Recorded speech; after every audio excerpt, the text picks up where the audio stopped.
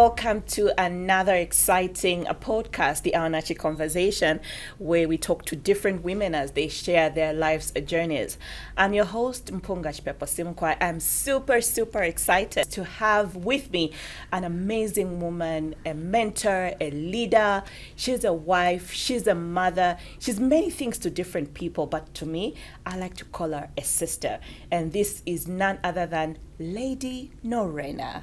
Thank you so much for having me. Thank you. It's such a joy to have you on the Awanachi Conversations. I'm very honored, really privileged to be here. I'm very excited. Very excited. Yes. And you look amazing as always. Thank you. Yeah. You look lovely too. I love the green. I love that. Is that pink? Is that... So more like a burgundy. I get that. A burgundy. Nice to have you, Lady Norena. And I'm excited because, like I say, you are so many things to different people.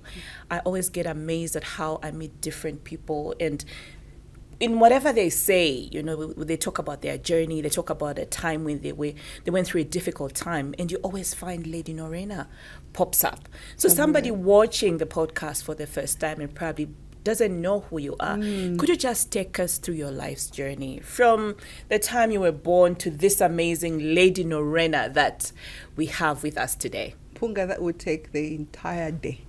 But we'll try and shorten it. So we'll just pick out certain areas. Yeah. So if we're going to go back to where I was born, so I was born in Kitwe. And I proudly say born and bred Kopala. Yes. I see your moves when we play some Zambian music. You see that, yes. Born and bred Kopala. And I'm going to talk about that a little later in terms of what a woman should be. So I was born in Kitwe, went to Kitwe Primary School. I also went to Helen Kaunda Girls Secondary School.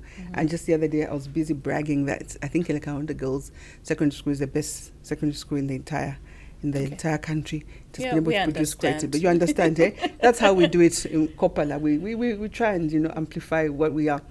And so born and bred in Kitwe, and also did part of college in Chingola when I went to accountancy training college.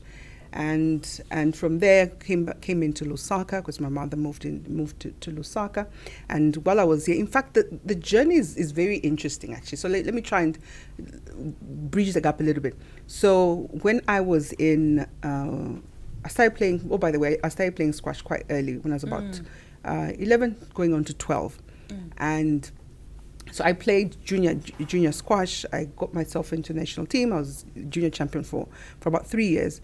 And also got into the international team. So during that time, when I finished high school, I didn't go straight into college or university. That's another story for another day. So I didn't go into college or university, but I decided to use my it was supposed to be like a gap year, but it went into like 2 years or so. So I played quite a bit of squash, like professional squash, at that time until I got an injury, and then I had to pull back. Yes, it was the most devastating time, like really devastating, because I remember when that happened, I was actually playing a tournament in Namibia.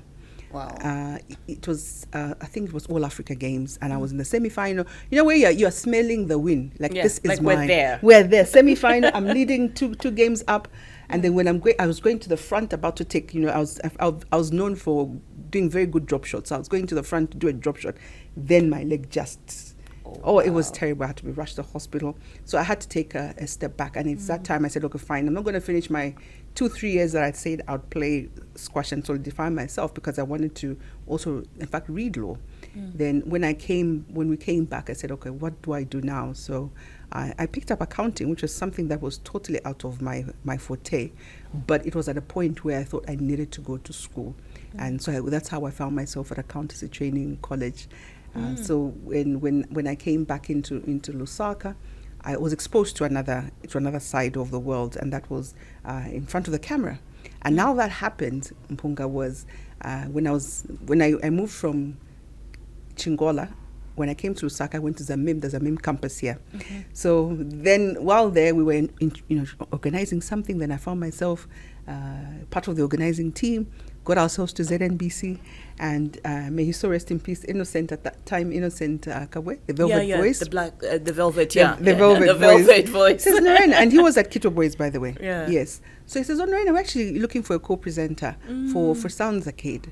would you be interested? And I said yes. No background of anything of that sort, but I just thought, why not? Let's dive in. Let's do it. So auditions are the following Thursday. So I actually went back on a Thursday, did the audition, and that's how I got the part. So having exposed myself to that, I realized this is what I love, and that's how from then on I didn't continue with my AAT. Though I did AAT, finished the AAT, but I moved into public relations and advertising. Wow. Yeah, so that's how now the corporate communication and everything that I've been able to do came from that. When I realized, I'm glad that I realized that very early on in life, because I think I would have been very miserable being an accountant. Oh, wow. Okay. Me, I don't think crunching numbers. Numbers, but yeah.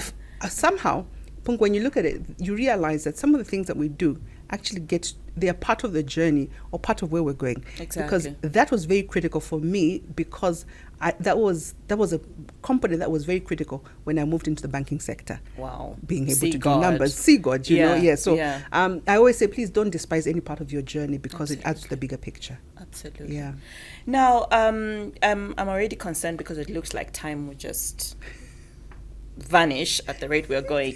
Now, just take us through a bit of your journey on how you became a thought leader, a mentor, and a coach, particularly for young women. For young women, I was telling somebody the other day that my conversations with young women do not start with KUPES. It goes way back into 2004, 2005, when I would mentor. In fact, at that time, there was no mentorship. You know, the buzzword for mentorship has been in the last maybe decade, the last decade or so, where it's such a big deal to be a mentor or a mentee. But my conversations with young women go back as far as 2004, 2005. And at that time, I would be asked to speak to, because I was, at that point, it was UCZ. So I'd be asked to go and speak to the Girls Brigade. So my conversations start from there. And so KUPES was like a rebirth for things that I was already doing. And even when I, sometime in 2008, 2009, I would mentor some young women in Kabanana area. And so the conversations have been there for a long time. But why young women? Very passionate about young women. And because I've walked this journey and having been able to experience life and you sit back and like, no, the young woman needs somebody to give her hope. The young woman needs somebody to tell her, to give her a pat on the back and say, it's going to be all right, you're going to make it. Because when we're growing up, I'll probably have maybe your mother, but you cannot ask certain questions with your mother. And I know some of the things that I did. If I had somebody speak to me much earlier, I don't think I would have made some of the mistakes that I made, or I probably wouldn't have exposed myself to some of the things that I exposed myself to, because I didn't have anybody speaking into my life. And for that, I said no. When I was given the opportunity to speak to young women in 2004, I realized, Father God, I need to give back. How can I give back? It is me being able to speak with a young woman, just to be able to guide her, to love her, not to judge her, because even I have been through things, but here I am, I'm just here to to actually give guidance and just to show her and help her navigate this world. So for me, that's where it all stems from, just having the love for the young woman and girl. Yeah, and so could you share with us some of the key lessons, really, that you have picked up during your journey? And there's a Bemba proverb, and I'll have to read this. Kwapa tachila kubea. What does that mean, and what is the significance of this in your personal life? And I'll put it. And I had one of the women that I used to speak to a lot. May her soul rest in peace. My grandmother. And because it was time at the beginning, I think I spent a lot of time with my grandmother. I loved her dearly. She went to be with the Lord about 3 years ago, and would have certain conversations. And my grandmother was very particular about how you treat people, especially about Kalamba, I mean the older people. And so she would say, "Kwapa tachila kubea." My grandchild.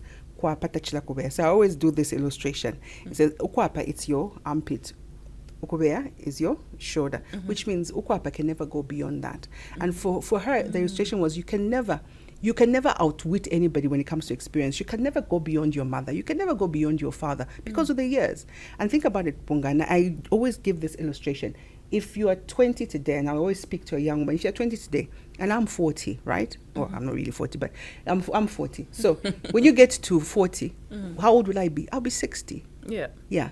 When you get to 60, how will I be? 80. 80. So there's always that 20 years. I always say there's always that 10 years, that 15 years. There's always that experience that you haven't lived that I have been able to live. And so my grandmother would always say, always think about that. So don't despise anybody who's older than you, because however educated you will be, there will always be that 10 years, that 15 years that you haven't lived, that they've been able to live. And all they're trying to do is to help you navigate. And that is something that I've picked up over the years, and that is something that I try to even relate to young women and girls that I speak to, that don't ever trivialize Abakalamba. Don't ever trivialize their guidance. Don't ever trivialize their advice, because it's very important. They have lived way before you had, regardless of your status in society. I like the fact that you bring the importance of those that have gone ahead of us. Yes. In the current generation, do you think we have young people that are hungry to learn from the older generation? I say so because we seem to think, I can just Google this. Yes. I will get this online, you know, but you can never take away from you sitting down with a person who's older than you and you know, learning from them through them sharing what they've had to go through in life to get to where they are. Yes. Do you think that the generation now is hungry for that sort of relationship with the older generation? Some are, some are not. And because we're living in such an information era where it's easy to access information, we think we know it all. And like you said, it's easy to Google. I'll just Google how to, then I'll Google and then it will come up with something. But it can never beat the conversation. It can never beat a conversation, because Google, so how did you feel about this? You can't ask whoever wrote, how did you feel? How then did you navigate? Because they'll give you the tools and the strategies and everything, but nothing beats a conversation, nothing beats a testimony, Mpunga. And that is what is happening. And unfortunately, this generation also, they're into quick fixes. Yeah. Like, no, You but don't want the process, like, you think I have to let's wait until get this. let's get, but they don't understand that it's in that process Yeah. that you're strengthened. It is in that process that you learn. It is in that process that you get training. And because if I sit down with a young person, I tell her it took me 10 years, she's thinking or he's thinking 10 years. Yeah. And I want to make it happen now. No, but that 10 years was not because I wanted to, but it was because it's part of the process. And that is something that is missing with our young people. They want things, they want to learn, but they're not ready to learn to be able to do that. I don't know if that makes sense. They want they want it, but they don't want to go through the process. Yeah. They want it so bad, but they're not ready. But they don't understand that if they don't go through the process, they're going to crack at some point in their lives. Everything goes through process. Everything. There's morning, there's afternoon, there's night. Again, it starts just like that. Everything goes through a process. And my prayer is that young people get to understand that. It becomes easier for them when they accept. And I've always said the ones who are going to survive this decade in Mpunga are the ones who understand process, are the ones who understand that they need to roll up their sleeves and work. Yeah. Wow. Totally love that. Yeah. Now, you worked in the corporate world, Norena, before, earlier. What are some of the strategies, you could probably just give us 3, that you would give to women starting out in their careers? What are some of the strategies they need to implement to be able to rise in the corporate space particularly?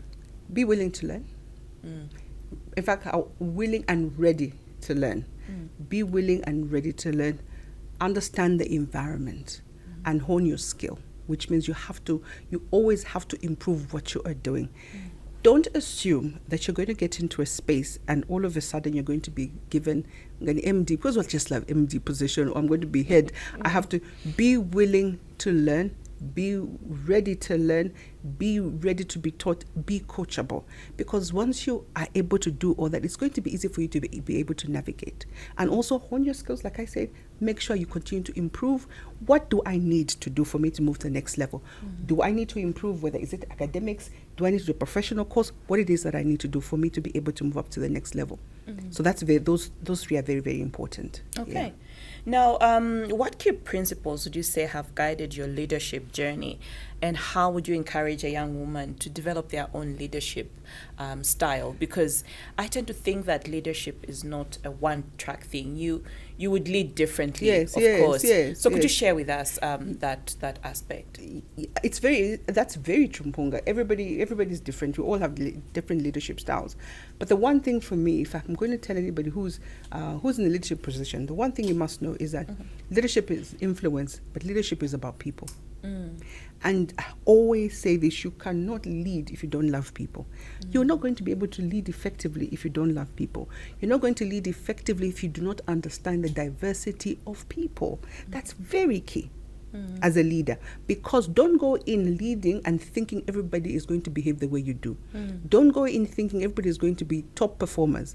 Others are not top performers. Others are slow. They bloom very different. Even in an office space, everybody's going to bloom very differently. So as a leader, you must understand that everybody's going to be different and start treating people the way they are, using their strengths. This one is not going to be strong in this. Utilize somebody else who's stronger in that, so you be able to navigate that. So diversity is very important, and also just being able to love people, because you can't lead effectively if you don't love people, and show them that you care. Show them that you care. You cannot lead if you don't show them that you care. And most importantly, serve. Because leadership is all about service. Because some of us want to always be like, I'm the boss here, you have to know me. But how are you serving everybody else? If you think service is beneath you, then leadership is beyond you. If you can't serve, you can't lead. Wow. If you can't serve, you can't lead. I totally love that. Now, on the aspect of embracing authenticity, and like now that's the buzzword, authenticity. You talked about the aspect of mentorship earlier. How important is it for young women to stay true to themselves in professional settings or in whatever spaces they are? And then what advice would you give to such women to embrace their authenticity as well? You cannot operate effectively, Mpunga, if you're not operating your true authentic self. You cannot bring out whoever you are if it is not authentic. It's exhausting to be like somebody else. It's exhausting. And I know people throw in things like fake it until you make it. That's exhausting. I always say, so this making it, what if it takes long? What if it takes long? How long is it going to take? Because you don't even know, because you're not operating in you. Every one of us has been given this thumbprint is very different from everybody else. And therefore, God has said, listen, this is yours, and I want you to be able to manifest whatever it is that I've given you. So use it, open that gift and use it, because it's your gift and I'm not going to take it back. But many of us want to be like somebody else because you think that one, maybe if I do what they're doing, then I'm going to be better. What are you saying to God? Whatever it is you're giving me, I'm not worthy. I'm not worthy, whatever it is. But just remember, everybody has got their tribe. Whatever gift God has given you, somebody will find it, is actually looking for it. And that's why it's important for you to operate in your true authentic self. Because again, you must understand that there's a blessing attached to every identity. There's a blessing attached to every identity. So whatever God has given you, there's a blessing attached to it. So now you want to move away from that blessing because you want to operate like somebody else. I always say, the minute you move away from who you are, you're dropping your blessing. You're dropping your blessing because God is waiting. No, the thing I've given you, everything is there. You won't even have to struggle. And that is why, Punka, you must also know, the minute you're operating your true authentic self, it's easy. It's very easy. You're not looking right, left, and center because it's something that is natural, that God has given you. And that is why, as a young person, whether in a corporate space or wherever you are, be authentic. Be authentic, because when you're authentic, Mpunga, everything that God has given you comes out very easily. You're able to manifest that gift and use it very wisely. And consistency comes with it as well. Consistency also comes with it, because that is who you are. You're not going to change. Because let me tell you one thing, if you're not operating your authentic self, you don't even know what to do next. Because it's not you. Because can you imagine, if every day you wake up in the morning and you open, you're like, I'm even looking at Ramlenga. Oh, you wait until 9 hours to see what Ramlenga is doing, so that you can you imagine living a life like that? That's tiring. That's what I'm saying. It's very exhausting. And you'll always be behind if you're trying to operate in somebody else's sphere.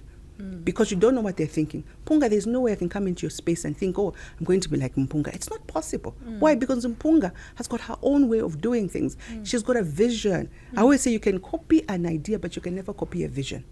You can copy an idea, but not a vision, because I don't know what is in your head. So I'll be waiting. Mpunga, there's a magazine. Right, what next? Mpunga has a magazine. I'll try and go and do another magazine. It doesn't go somewhere. But what does Mpunga post? Okay, if she posts that, can you imagine? That's tiring. Exactly. Yeah. You really, can really only tiring. operate authentically in your Yeah. true, authentic self. So please, and in fact, you can only operate effectively in your true, authentic self. Yeah. Yeah. But also, just to extend this conversation, what do you think is the major challenge? Why don't we want to operate in our authenticity? Why don't we want to celebrate our uniqueness? Why, like you're saying, Yeah. I can never wake up and say I want to be a Lady Norena. No matter how much I sit and watch you 24/7, I can never be a Norena. You know, and I'm sitting and I'm thinking, do you know that when anybody is looking for somebody to emulate, is that the word? We could use emulate, right? If we want to operate like somebody. Why don't we ever think about being like Vanamlenga, whatever is tomato? It's never like no in the Vanamlenga. Tomato. Nobody ever thinks about Vanamlenga. But we want to see those bigger ones there. So it's not really about it's the lack of self-worth. Yeah. It's a lack of self-worth. Because I'm honestly think there might be a deeper problem. Yes. That we're not. So why don't I want to be like Vanamlenga? But I want to be the flowery things that are there without even having full understanding of what it is. It's all about self-worth. We don't think we're capable enough to be able to operate in our true authentic self. Because again, you don't understand the process. You don't understand where this person is coming from to where they are. You just want the flowers. And the flowers look very good, right? And that's all you want. And if I tell you no, is, you'll be like, there's no way. Yeah. There is no way. It's the deeper things that we need to deal with. Why can't I accept who I am? And because, like I said, the reason we want to do that is just lack of self-worth. Like what I have is not worthy. But God has given you everything. Everything you need for that gift. And that gift, He can never take it away. So we need to deal with the deeper issues. Why can't I accept me? And that is why there's an assignment that we do at KUPES. We do a wonderful assignment where after this assignment, this girls come back totally different. Being able to accept. Because I tell you, listen, you have to accept you. The inner things, every scar, every broken thing, whatever it is that has happened to you, you have to accept it for you to be able to operate very well and effectively. Very, very well. Yeah. Now, in the face of setbacks, in the face of challenges, in the face of going through those valley moments that you think, will I ever come out of this? How can a young woman cultivate the resilience to persevere through tough times? We had a conversation about the fact that we don't want to go through the process. We want the flowers, we want the big name, we want the big story. But there's a process to that big story. How would you encourage a young woman to navigate such difficult times? One of the things that I always think about is, please understand and accept the fact that in life you will have tribulation. That's number one. Because for some reason we tend to think that when we are born, it'd be smooth sailing until I get to whatever it is that I want to go. But we've been reminded that in life you're going to have these things. Not sometimes, you actually have them. You know what I mean? So the first thing to understand is that through this life, I'm going to go through detours. I'm going to find potholes. There'll be smooth valleys. There'll be times when it's sunny. There'll be time when it's raining. So that is something that you need to understand very quickly. Such that when it happens to you, you're not shocked because it's part of the process. That's number one. Accepting the fact that in life, you will have challenges that you need to navigate. Number two, mental strength. Everything, Mpunga, begins with the mind. If I have to break it, all I need to do is to say something to you, plant a seed in your mind, and that's it. And if you are not careful, if you haven't developed the mental fortitude, you will crack. How could Mpunga say that to me? The whole day, just thinking about what Mpunga would say to me. You haven't done probably any... Mpunga has moved on. And Mpunga has can't moved even on. remember what Can't she even said. remember. Yeah. You've gone ahead the whole day, 3 days, others even 2 weeks. I can off my panga and no, because somebody said this to me. You have to develop mental fortitude and mental strength. And this one is very important. I mean, we are actually many people in the country are of the Christian faith. Have faith in God. Have faith in God, the uttermost faith in God, because that is the one thing that has really carried me.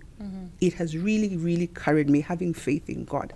But if we're looking at the young woman, Mpunga, they need to get to a place to also know and to realize that even the people that they look at, whoever they think are doing great things, whoever they term as their role model, also goes through stuff. The assumption is that when they're aspiring to be Mpunga, their assumption is Mpunga had it easy. And so when they hit a roadblock, they think this is not part of it. No, there's no way. I'm not supposed to be navigating like this. Why am I having all these potholes? But they don't realize that Mpunga also had those potholes to get to where she is. But she managed those potholes because she had developed mental fortitude, mental strength, had faith in God, and accepted that this is all part of the process. Yeah. Wow. You talked about how close you were with your grandma. You are a mentor yourself. Just speak to us on the importance of mentorship for a woman, whether at career level, at personal level, just the importance of mentorship. I have been asked this question, like, do I really need a mentor?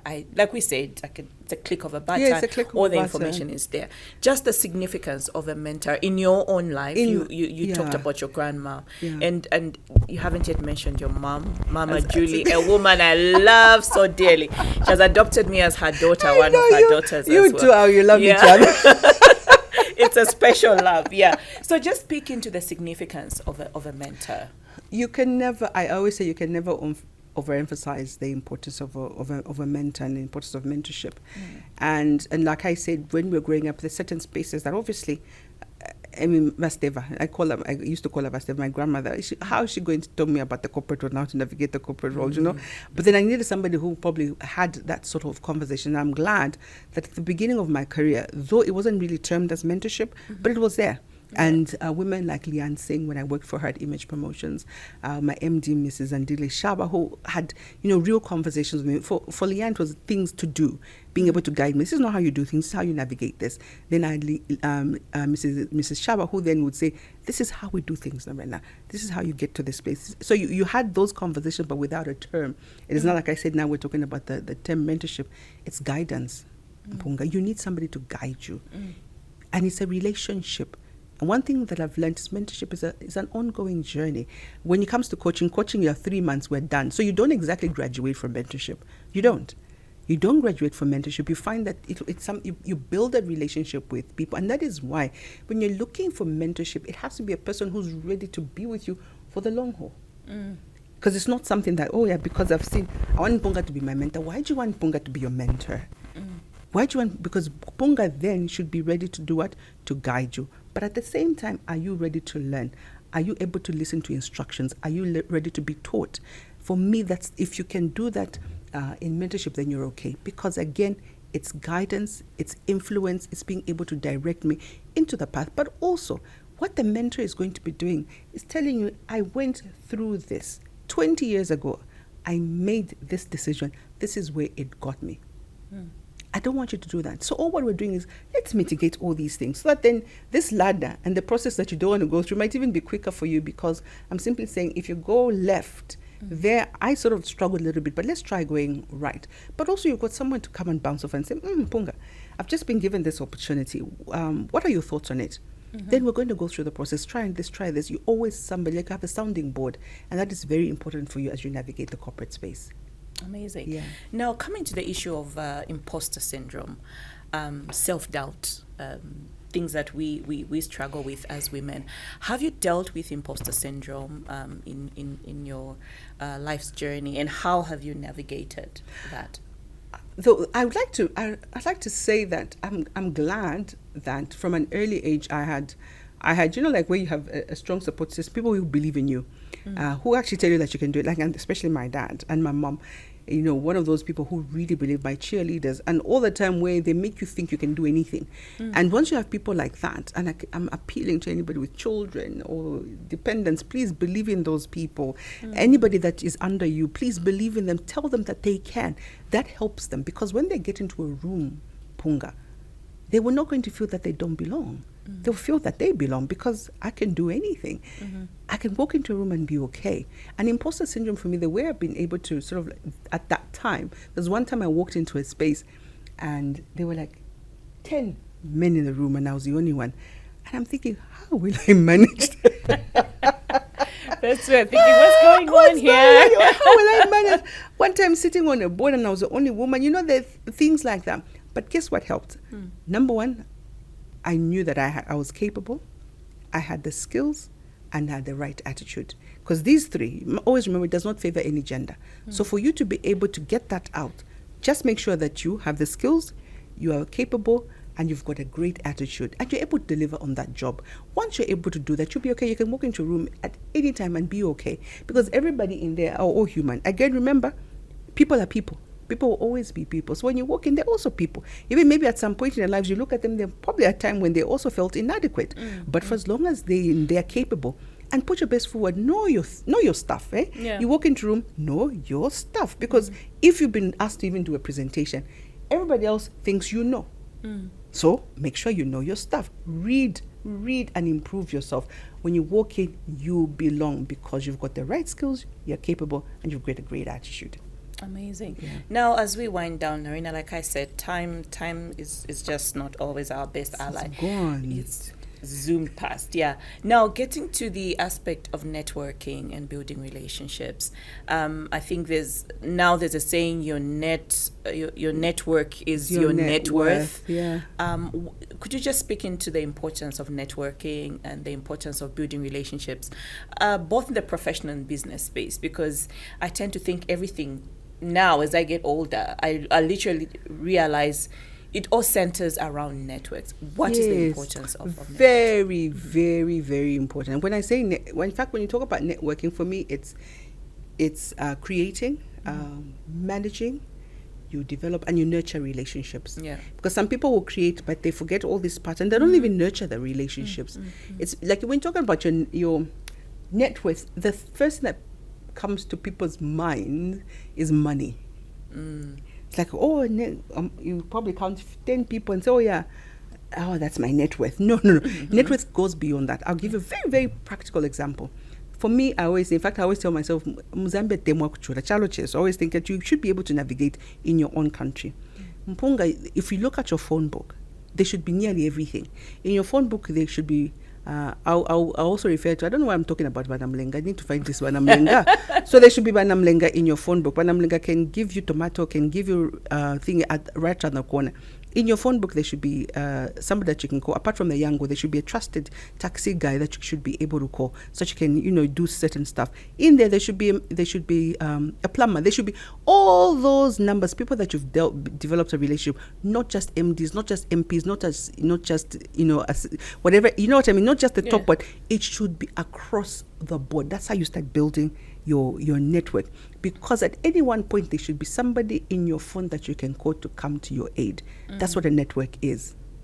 There should be somebody that can come to your aid. So your network is not just the MDs and the ministers and the money. It should be how, because can you imagine, you're saving time, you are in the office, you can't move. Who are you going to call? Wabanda is downstairs. Can Wabanda quickly take something? Go and get from Anamlenga and take home, because right now I'm not able to leave the office. That's what is networking. But also, guess what it does? When you network, when you build relationships, you're building a social capital. And learn to build, especially for the young person out there, learn to build your social capital now. What do I mean? Meaning people that you can leverage on. When you're in university, make sure that you're building those relationships. Because 10 years from now, 15 years from now, where are those people going to be? Captains of the industry, 20 years from now, where are they going to be? We didn't know each other today, did we? Not at all. Way back, we can now pick up the call and just say, I need to have this done, and I will get up, and you will get up, because we built that a long time ago. Many of us want to create and forget about the relationships. You have to nurture the relationship, because you don't know when you're going to need it. You're building a social capital. Make sure you learn to live with people. Even that guard at that bank can be in your network.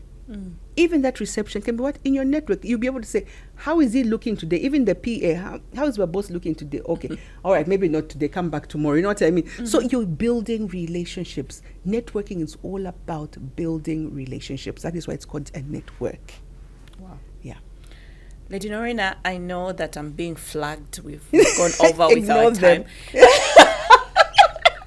I think that's what we just ignore them. Like, we'll keep on with our conversation. I honestly, feel yet that we've only just scratched I on know. the issue.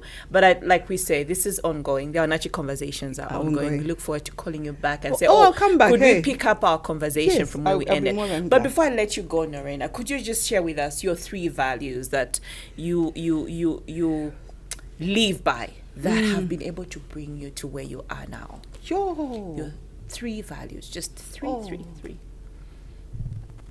Kindness to me and to other people, respect for self and respect for others. Yeah, respect and integrity. Yeah, because I always have to mind what happens today really matters tomorrow. Oh, wow. Yeah. Thank you so much, Thank Lady Norena. It's been a joy having you on the Awanachi Thank you for having me. Conversations. I've had a Like wonderful we've time. said, part 2 should come. No, part 2 must come. Yes. Yeah, thank you. Yeah, Thank we you. look forward to that.